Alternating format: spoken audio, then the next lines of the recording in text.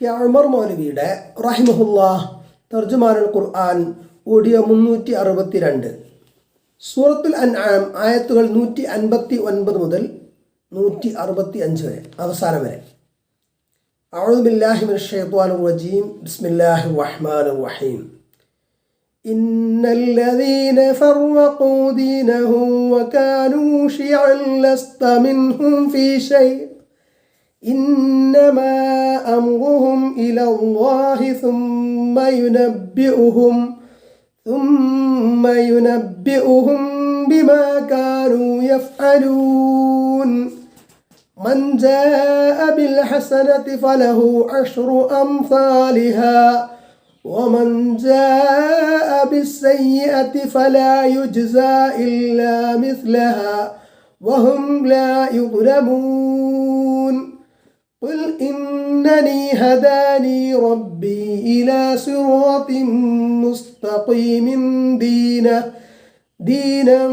قيما ملة إبراهيم حنيفا وما كان من المشركين قل إن صلاتي ونسكي ومحياي ومماتي لله رب العالمين لا شريك له وبذلك أمرت وأنا أول المسلمين قل أغير الله أبغي ربا وهو رب كل شيء ولا تكسب كل نفس إلا عليها ولا تزر وازرة وزر أخرى ثم إلى ربكم مرجعكم فينبئكم بما كنتم فيه تختلفون وهو الذي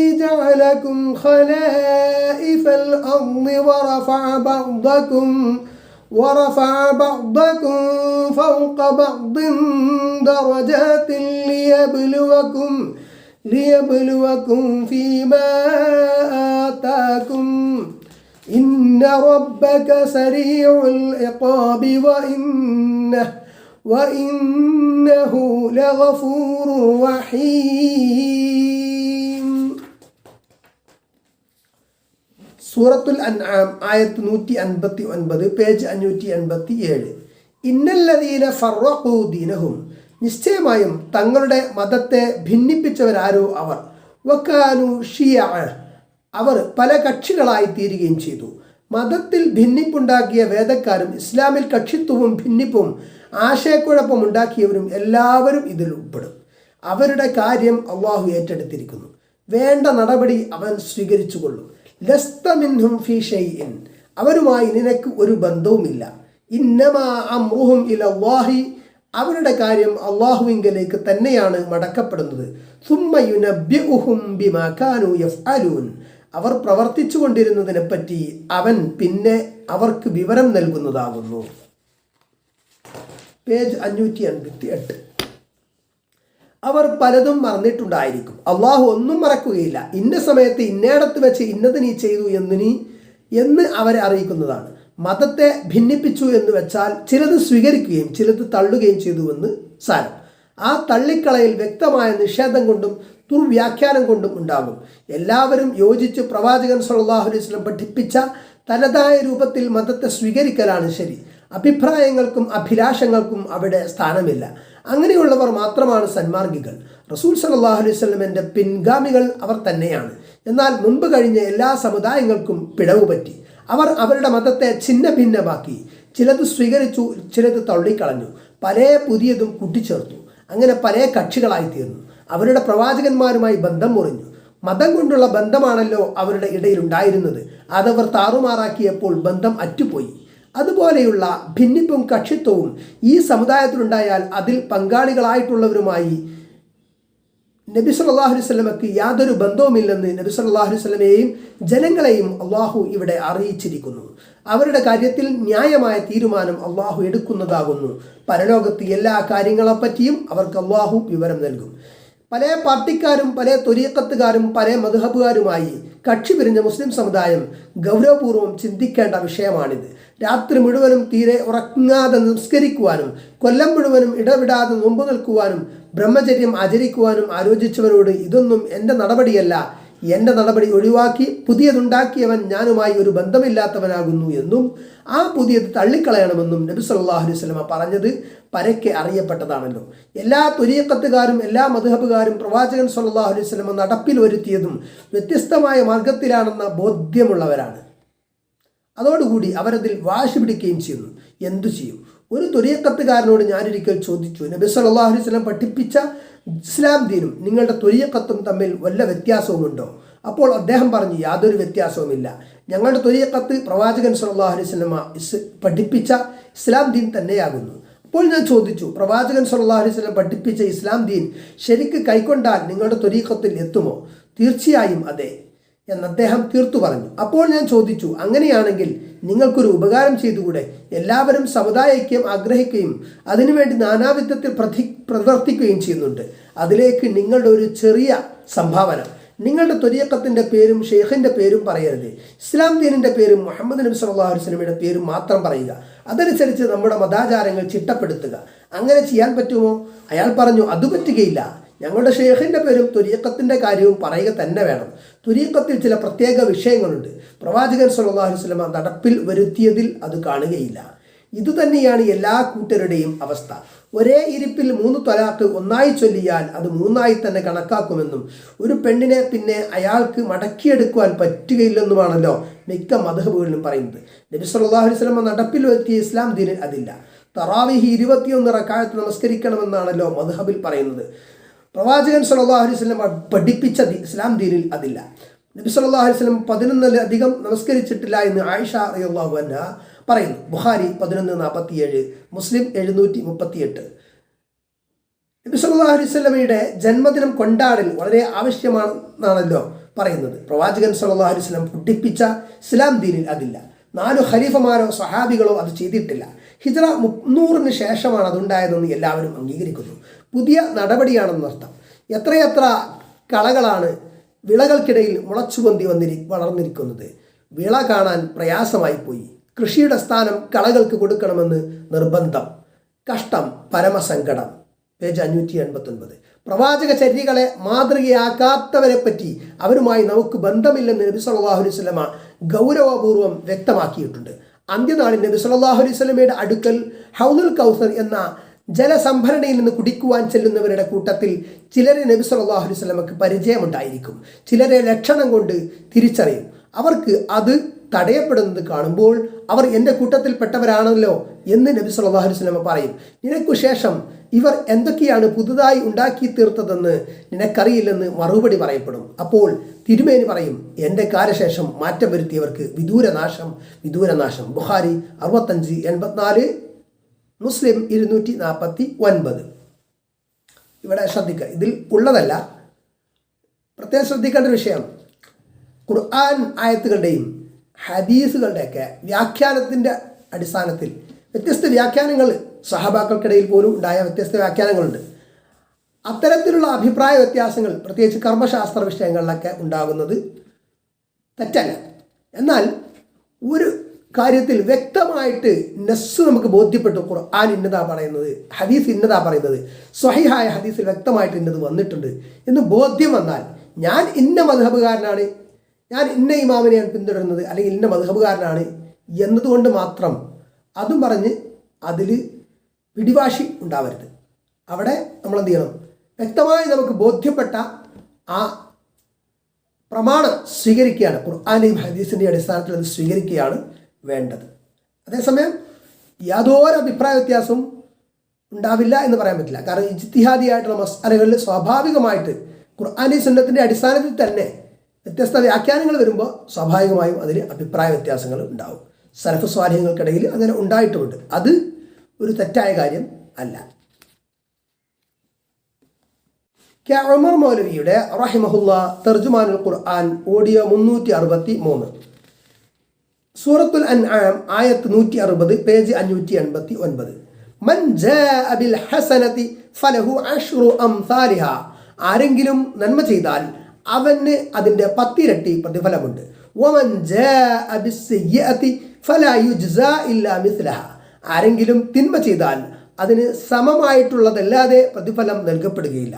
വഹും ലാ യുദ്ലമൂൻ. അവരോട് ഒരിക്കലും അനീതി കാണിക്കപ്പെടുകയില്ല. നോക്കുക, അള്ളാഹുവിൻ്റെ ഔദാര്യം. പുണ്യത്തിന് പ്രതിഫലം ഏറ്റവും കുറഞ്ഞത് 10 ഇരട്ടി, 700 വരെ വർദ്ധിപ്പിക്കുമെന്നും അതിനേക്കാൾ കൂടുതൽ ഉണ്ടാകാമെന്നും മുമ്പ് സൂറത്തുൽ ബഖറയിൽ പറഞ്ഞിട്ടുണ്ട്. പാപത്തിന് പ്രതിഫലം ഇരട്ടിപ്പിക്കലൊട്ടുമില്ല. അവകാശപ്പെട്ടത് വല്ലതും കൊടുക്കാതിരിക്കുകയോ ഉത്തരവാദപ്പെടാത്തത് അടിച്ചേൽപ്പിക്കുകയോ ഒരിക്കലും ചെയ്യുകയില്ല. ആയത്ത് 161. ഖുൽ ഇന്നനി ഹദാനി റബ്ബി ഇലാ സിറാത്തിൻ മുസ്തഖീമിൻ. പറയുക, നിശ്ചയമായും എൻ്റെ റബ്ബ് എന്നെ നേർവഴിയിലേക്ക് ചേർത്തിരിക്കുന്നു. ദീനൻ ഖിയമ, സൗവായ മതം, യാതൊരു വക്രതയും ദുരൂഹതയും ഇല്ലാതെ ലളിതവും പ്രായോഗികവുമായ മതം. അത് ശരിക്ക് മനസ്സിലാക്കുവാനോ അനുഷ്ഠിക്കുവാനോ യാതൊരു പ്രയാസവുമില്ല. മില്ലത്ത ഇബ്രാഹിം ഹനീഫ, ഋജുമനസ്കനായ ഇബ്രാഹിം നബിയുടെ മാർഗം. വമാ കാന മിനൽ മുശ്രിക്കീൻ, അദ്ദേഹം ബഹുദൈവാരാധകരിൽ പെട്ടവനായിരുന്നില്ല. ഹനീഫ് എന്ന് വെച്ചാൽ സ്വന്തം അഭിപ്രായത്തിനോ ആഗ്രഹത്തിനോ വില കൽപ്പിക്കാതെ കാര്യങ്ങൾ സത്യസന്ധമായി മനസ്സിലാക്കുകയും യാതൊരു വീഴ്ചയും വരുത്താതെ മനസ്സിലായത് തുറന്നു പറയുകയും പ്രവർത്തിക്കുകയും ചെയ്യുന്ന സ്വഭാവക്കാരൻ. അറബി മുശ്രിക്കുകൾ ഇബ്രാഹിം നബി അലൈഹിസ്സലാമയുടെ താവഴിക്കാരാണെന്ന് പറയുകയും ഹനീഫുകളാണെന്ന് വാദിക്കുകയും ചെയ്തിരുന്നു. അതോടുകൂടി വിഗ്രഹങ്ങളെ ആരാധിക്കുകയും ചെയ്തിരുന്നു. അതുകൊണ്ട് ഇബ്രാഹിം നബി അലൈഹിസ്സലാം നിങ്ങളെപ്പോലെ ഒരിക്കലും വിഗ്രഹത്തെ ആരാധിച്ചിട്ടില്ല എന്ന് പ്രത്യേകം എടുത്തു പറഞ്ഞു. പേജ് 590, ആയത്ത് 162. ഖുൽ ഇന്ന സ്വലാത്തി, പറയുക, നിശ്ചയമായും എൻ്റെ പ്രാർത്ഥനയും, വനുസുക്കി വമഹ്യായ വമമാതി, എൻ്റെ ബലികർമ്മവും എൻ്റെ ജീവിതവും എൻ്റെ മരണവും, ലില്ലാഹി റബ്ബിൽ ആലമീൻ, ലോകരക്ഷിതാവായ അള്ളാഹുവിന് വേണ്ടിയാവുന്നു. ഇസ്ലാമിൻ്റെ കാതലായ വിഷയം ഇതാണ്. പ്രാർത്ഥന അള്ളാഹുവിനോട് മാത്രം, ബലികർമ്മം അള്ളാഹുവിന് വേണ്ടി മാത്രം, ജീവിതവും മരണവും അള്ളാഹുവിന് വേണ്ടി. ഇസ്ലാം എന്നതിൻ്റെ അർത്ഥം അർപ്പണം എന്നാണ്. അതിൻ്റെ ഒരു ചെറിയ വിശദീകരണമാണിത്. ജീവിതവും മരണവും അള്ളാഹുവിന് വേണ്ടി എന്ന് വെച്ചാൽ എൻ്റെ യജമാനനായ അള്ളാഹു എന്നിൽ നിന്ന് എന്താണോ ഇഷ്ടപ്പെടുന്നത് അതിനു വേണ്ടിയാണ് ഞാൻ ജീവിക്കുന്നത്. അതിനെതിരായി ഞാൻ യാതൊന്നും ഉദ്ദേശിക്കുന്നില്ല. ഞാൻ മരണത്തെ നേരിടുന്നതിലാണ് അവൻ്റെ തൃപ്തി എന്ന് വരുന്നിടത്ത് ഞാൻ സസന്തോഷം അതിന് മുന്നിടുന്നതാണ്. ഒരിക്കലും പിൻവാങ്ങുകയില്ല. ലോകരക്ഷിതാവായ എന്ന വിശേഷണം ഇവിടെ പ്രത്യേകം എടുത്തു പറഞ്ഞതിൽ ഒരു മഹത്തായ തത്വമുണ്ട്. ലോകത്തിന് പൊതുവെ നമ്മുടെ സമുദായക്കാർക്ക് മാത്രം പോരാ, എല്ലാ മനുഷ്യർക്കും, നമ്മുടെ ശത്രുക്കൾ ഉൾപ്പെടെ എല്ലാവർക്കും കഴിയുന്ന ഉപകാരം ചെയ്തു കൊടുക്കലും ആരെയും ഉപദ്രവിക്കാതിരിക്കലും മുസ്ലിമിൻ്റെ കടമയാകുന്നു. പേപ്പട്ടി, മൂർഖൻ പാമ്പ് മുതലായ ജീവികളെ കൊല്ലുന്നത് ഈ അടിസ്ഥാനത്തിൽ തന്നെയാണ്. പൊതുവായ നന്മയാണ് ഇവിടെ ഉദ്ദേശ്യം. മനുഷ്യൻ വിശാല ഹൃദയനും ദൂരക്കാഴ്ചയുള്ളവനുമാണല്ലോ. ആയത്ത് 163. ലാ ശരീക ലഹു, അവന് യാതൊരു കൂറുകാരുമില്ല. മേൽപ്പറഞ്ഞ അർപ്പണം അള്ളാഹുവിന് വേണ്ടി മാത്രമാകുന്നു. വേറെ ആർക്കും അതിൽ പങ്കില്ല. അള്ളാഹുവിനോട് മാത്രമേ പ്രാർത്ഥിക്കുകയുള്ളൂ, വേറെ ആരോടും പ്രാർത്ഥിക്കുകയില്ല. അള്ളാഹുവിന് വേണ്ടി മാത്രമേ ബലിയർപ്പിക്കുകയുള്ളൂ, വേറെ ആർക്കു വേണ്ടിയും ബലിയർപ്പിക്കുകയില്ല. വബിദാലിക ഉമിർതു, ഇപ്രകാരമാണ് ഞാൻ കൽപ്പിക്കപ്പെട്ടിരിക്കുന്നത്. വ അന അവ്വലുൽ മുസ്ലിമീൻ, ഞാൻ അർപ്പിക്കുന്നവരിൽ ഒന്നാമനാകുന്നു എന്നും പറയുക. പരിശുദ്ധ ഖുർആന്റെ വെളിച്ചത്തിൽ രൂപം കൊണ്ട ഈ സമുദായത്തിൽ അതിൻ്റെ പ്രവാചകൻ സ്വല്ലല്ലാഹു അലൈഹി വസല്ലമ തന്നെയാണ് ഒന്നാമൻ. കൂടാതെ പദവി കൊണ്ട് ലോകത്തെ ഒന്നാമത്തെ മുസ്ലിമും മുഹമ്മദ് നബി സ്വല്ലല്ലാഹു അലൈഹി വസല്ലമ തന്നെയാണ്. ഉമർ മൗലവിയുടെ റഹിമഹുല്ലാഹ് തർജുമാനുൽ ഖുർആൻ ഓഡിയോ 364, സൂറത്തുൽ അൻആം ആയത്ത് 164. ഖുൽ അഗൈറല്ലാഹി അബ്ഗി റബ്ബൻ, പറയുക, അള്ളാഹു അല്ലാത്തവരെയാണോ ഞാൻ രക്ഷിതാവായി അംഗീകരിക്കേണ്ടത്? പേജ് 591. വഹുവ റബ്ബു കുല്ലി ഷൈഇൻ, അവൻ എല്ലാ വസ്തുക്കളുടെയും റബ്ബാണല്ലോ. വലാ തക്സിബു കുല്ലു നഫ്സിൻ ഇല്ലാ അലൈഹാ, ഏതൊരാളും പ്രവർത്തിക്കുന്നതിൻ്റെ ദോഷം അയാൾക്കല്ലാതെ അല്ല. വലാ തസിറു വാസിറത്തും വിസ്റ ഉഖ്റാ, പാപഭാരം ചുമക്കുന്ന യാതൊരാളും മറ്റൊരാളുടെ പാപഭാരം ചുമക്കുകയില്ല. സുമ്മ ഇലാ റബ്ബിക്കും മർജിഉക്കും, പിന്നെ നിങ്ങളുടെ റബ്ബിൻ്റെ അടുക്കലേക്ക് തന്നെയാണ് നിങ്ങളുടെ മടക്കം. ഫയുനബ്ബിഉക്കും ബിമാ കുൻതും ഫീഹി തഖ്തലിഫൂൻ, നിങ്ങൾ ഭിന്നാഭിപ്രായക്കാരായി തീർന്നിട്ടുള്ള വിഷയങ്ങളിൽ അപ്പോൾ അവൻ നിങ്ങളെ വിവരമറിയിക്കുന്നതാകുന്നു. അള്ളാഹുവിനെ അല്ലാതെ മറ്റാരെയും റബ്ബായി അംഗീകരിക്കുവാൻ ഒരിക്കലും പാടില്ല.